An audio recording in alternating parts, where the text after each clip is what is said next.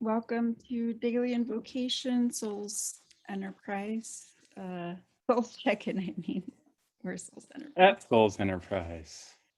The number one source of inspiration and information for your healing, attainment, and liberation. Invoking the Monday energy. The shift.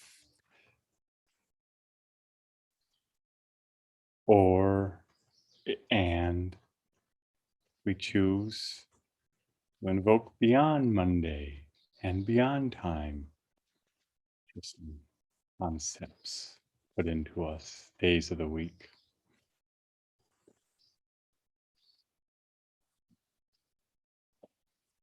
So we're going to talk a little bit about fasting today. And I just want to say up front, we're not a fitness or nutrition channel at all. So there are plenty of resources out there in terms of the more biological, physical effects of fasting and benefits, etc. But we want to talk to you more about the parts that are multidimensional within us, not just the physical and biological things that occur, but everything surrounding that, starting with intentions. And so we'll start with why. Why do people fast? Why might you want to fast? Why did I do it this time? Maybe Prasad will share, or he'll share on a different day. So I just got out of a 4-day tea fast. It's my second tea fast, but I've done plenty of other fasts, different kind of fasts in the past. So a lot of religions and spiritual practices talk about fasting in order to connect to God, right? So we know that, or we're told anyway, that Jesus spent 40 days without any food or water. And people look at that and think that that's impossible and therefore only Jesus could do it. But he had an intention behind that, or maybe for those of us that believe he had a teacher other than just God, a teacher in the body somewhere, then the teacher might have guided him to do it as well. Teachers, Yes. maybe, probably. So, and there are many other beautiful stories we could tell you about, especially people in India, Nepal, for example, who fast for life, etc. Yes, it's a thing. There's breatharianism, etc. But essentially, that's one big part of the bucket of the why, is to connect to God. A broader part of that is this detox effect and purification. So those are two really good ways that our brain could understand what occurs. The fact of it is that the detoxing and purification isn't happening only in the body. I understand that in our society, we've put our focus on those pieces because yes, it can do marvels for the body. Yes, you can lose weight. Yes, you might release toxins.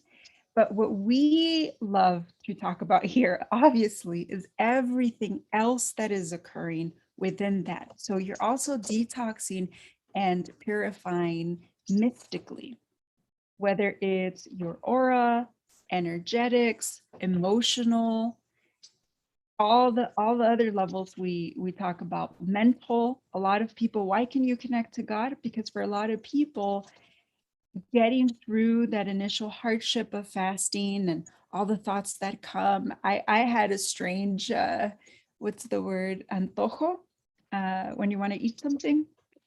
Impulse, urge. No, there's another word, but Craving. for fried chicken out of all things.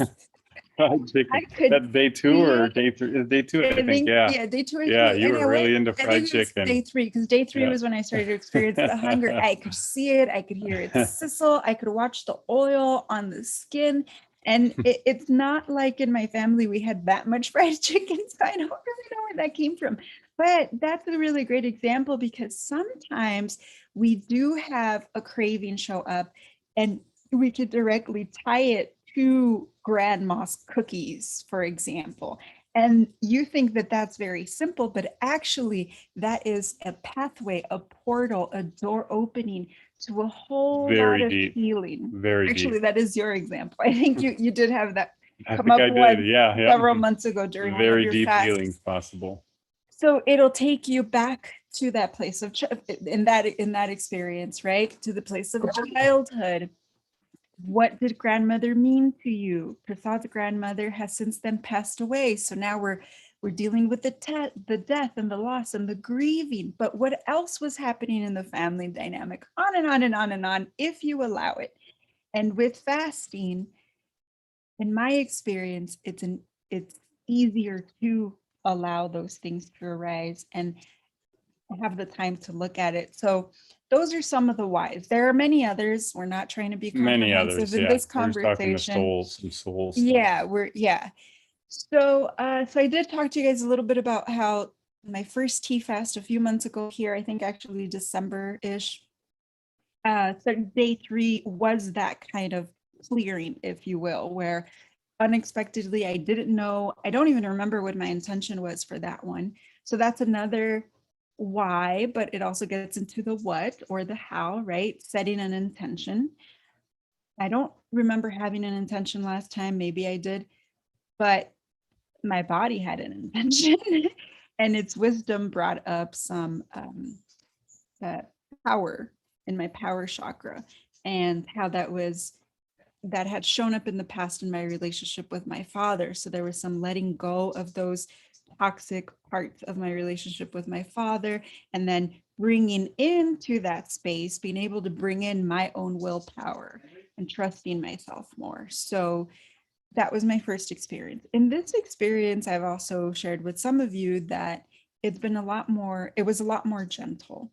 So first few days, I honestly didn't even feel like I was on a fast. I was enjoying the first day, picking it was really delightful here on the farm. I could pick my own herbs and have a large variety to choose from and just kind of play and see how my body responds. The second day, I stuck to 2 herbs, holy basil and bobinsana, I think I always get it slightly wrong, but and then the third day I was just like, I can't finish my cup of tea, so I moved into water. This time I did not have an intention other than letting God, Goddess know, please let me, show me what needs to be seen. And I had a few experiences, some slightly mystical. I'd wake up in the middle of the night and I was hearing Icaros. So Icaros are sacred songs from the tribe, and they are usually sung during ayahuasca or other plant medicines, mostly in South and Central America. Frequently Amazon tribes, yeah. Mhm. And they're beautiful, and they're mostly the ones I have that I am familiar with are either in Spanish or Portuguese, and so I really connect with the Spanish ones more. And so it was just like a cassette just playing over and over and over again in my mind. It was really beautiful because there was no thoughts. It was almost like I woke up and said to Prasad, it's like, this is why people are given mantras, so that they can repeat them and get rid of the thought mind, the monkey mind. So those are a couple of things that happened. But I will tell you this, refeeding, so coming off the fast, was actually more difficult than being on the fast for me this time. It's also a little bit like yoga practice. Like you never know what's going to show up and which parts are going to be difficult and etc. So that was my experience this time. Thank you. Yeah, and that's a very important thing. Like all the advertisers say, not results may vary, results will vary. Yes. Even fast to fast, she did 4-day tea in December, and as you can hear, radically different than the 4 days today, or this fast, right? And I'll be sharing tomorrow about the fast I'm doing right now. But yeah, very, very key takeaway. And why fast? My motivations for fasting are different from hers, which will be different from yours and everyone else's. So yeah, results will vary. I want to definitely state that explicitly. And reasons will vary as we're talking about why fast. And come by tomorrow and I'll tell you about the water fast going on for me. And just a little disclaimer that gets me into set and setting. Make sure you do whatever you need to do to consult a health practitioner or have someone there to guide you if you've never, especially if you've never done one. Again, we are in a beautiful land, and this is how they make a living. So we're definitely held here, and Prasad has studied it for a long, long time. But please do get the support you need. Don't just go off, especially for longer fasts. So I just wanted to say that part. Thank you. Thank you, everyone. Much love.